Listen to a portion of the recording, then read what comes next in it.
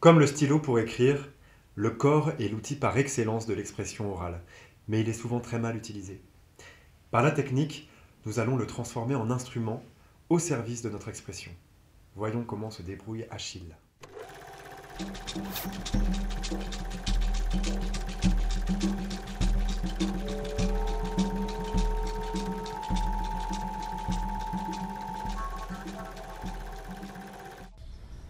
Lundi, une semaine pour écrire 2 minutes sur Patterson. C'est le dernier film que j'ai vu et il m'a plu sans que je sache clairement pourquoi. C'est un film sur la poésie dans lequel on vit une semaine dans le regard de Patterson, un chauffeur de bus poète. J'ai aucun doute que je vais trouver plein de choses intéressantes à dire et je commence demain. Mardi. Achille, Achille, je t'arrête tout de suite. Ton corps est complètement recroquevillé et tu es instable, tu ne pourras rien transmettre comme ça. Tu sembles être un petit peu hors sol, ta voix est déconnectée du reste de ton corps. Il faut que nous travaillions sur l'ouverture et la souplesse générale, donc nous allons nous pencher sur les appuis. Pour cela, il faut qu'on détende au maximum le corps, bien qu'il soit en posture debout.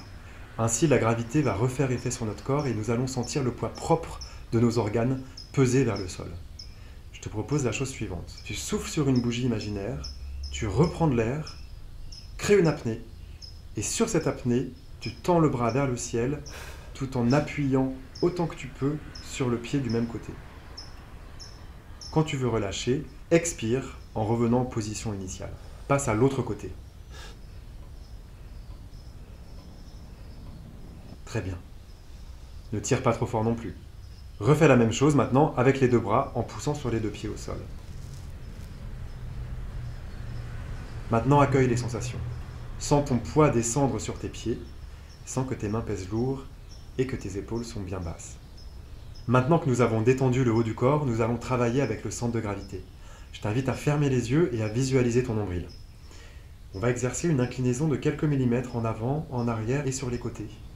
Tu vas sentir que des groupes de muscles se mobilisent pour maintenir ton équilibre.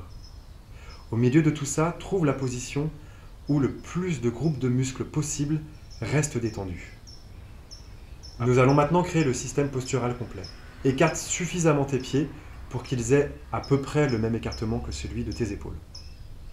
Déverrouille les genoux, bascule très légèrement ton bassin vers l'avant et étire le cou comme si une ficelle imaginaire était rattachée au sommet de ton crâne. Sens qu'une verticalité se développe dans ton corps. Il ne faut à aucun moment que tu sois inconfortable. Tous ces gestes sont minuscules et parfois même invisibles. Maintenant que la structure est en place, que le corps est stable mais détendu, nous allons travailler sur la colonne d'air pour ouvrir la voie. Si tu as un livre à disposition, pose-le sur ta tête et amuse-toi avec une respiration ample et très apaisée à sortir des sons, quels qu'ils soient. Expérimente. Tu peux terminer tes expérimentations avec un bâillement très ample et généreux.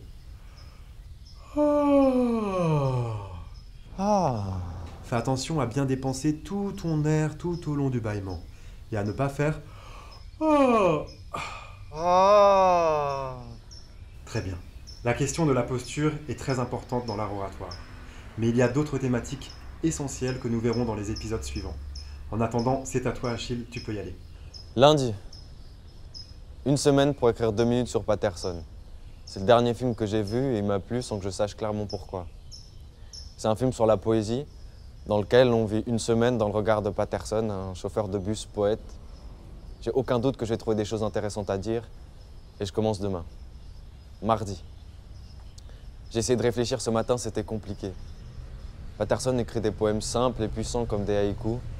C'est la poésie du quotidien, de ses répétitions. Un regard sur l'art dans la vie des gens normaux. Mercredi, j'abandonne l'idée de mardi. Trop dur de faire le poète.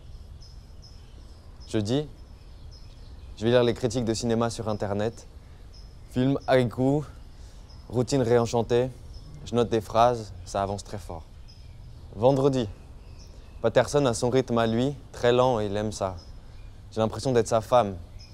Elle tourne en rond, elle essaye de nouvelles choses, sinon elle va exploser car il y a de l'ennui dans le quotidien. Et là, le film m'ennuie à pas vouloir se dérouler gentiment dans ma critique. Samedi, j'ai enfin écrit quelque chose avec des idées que j'aime. La poésie, avec le quotidien, le merveilleux, l'ennui. Mais quand je me lis, j'ai plus du tout envie d'aller voir le film. Et dimanche, ce qui devait arriver arrive. J'ai rien à envoyer. J'aime toujours Patterson, même après avoir bataillé pendant une semaine à essayer de lui faire dire des trucs intéressants. C'est qu'il y a quand même quelque chose. Je pense que ce qui me reste de ce film, c'est une impression forte qui vient de sa clarté et de sa simplicité. Patterson est un film sur la poésie, celle derrière la routine, et peut-être qu'en dire davantage n'a pas beaucoup d'intérêt. Pourquoi? C'est peut-être la marque d'un bon poème, de ne laisser qu'une trace diffuse, mais puissante, d'être simple et clair. La maladresse serait d'essayer à tout prix de traduire cette poésie, et j'ai essayé. Et j'ai compris ce que dit le poète japonais à Patterson. La poésie en traduction, c'est comme prendre une douche avec un imperméable.